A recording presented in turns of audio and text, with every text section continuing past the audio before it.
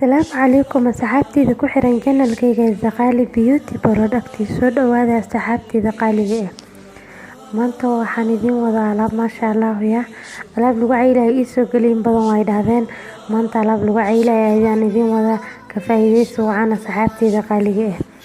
soo dhawaada halkan waxaan ku haystaa afkaandho aan soo jarjaray maasha Allah afkaandho iyo moos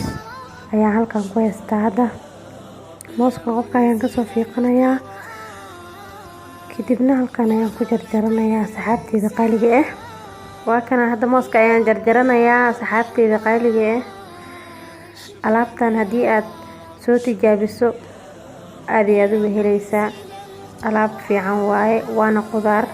afkaandhada sidoo kale jirka way u fiican tahay mooskana waad la socotiin oo malaynayaa haddana waa kana alaabtii oo aan isku soo jarjartay ayaan halkan ku haystaa iyo galaaska caanaha ahaay oo aan ku shiidan rabay haddii aad rabtid adiga waad ku darsan kartaa biyo yariis oo meel dheer laakiin aniga galaaska caanaha iyo intaan ayaa isku shiidanaya mooska dhadhankiisana dad badan ayaa neceb timir ayaad ku darsan kartaa haddana sokor ayaan ku darsanayaa 3 qaando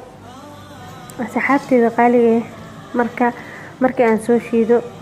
ayaan isku soo laabanaynaa haddana caanaha ayaan ku darsanayaa insha Allah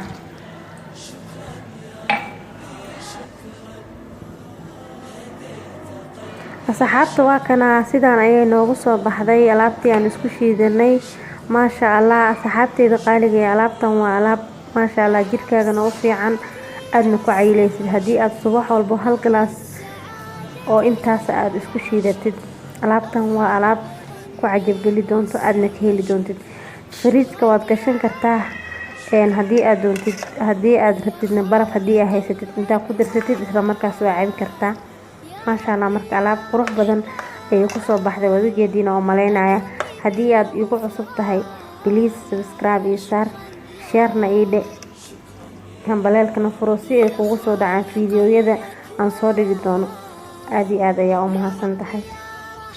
dadka hore ila joogane commentiga dhiirigelinta alaabtan oo soo tijaabiya waayo alaab qudaar haddii aad jirkaaga ku tijaabiso waa wax aad u fiican balse hadaad tiraahdo waxyaabo chemical oo hadhowta gadaal dambe wax ay iga noqonayaan ma ogi cunaya ku caylaya wax fiican qaaliga dhiirigelinta waa xaqiina soo dhawaada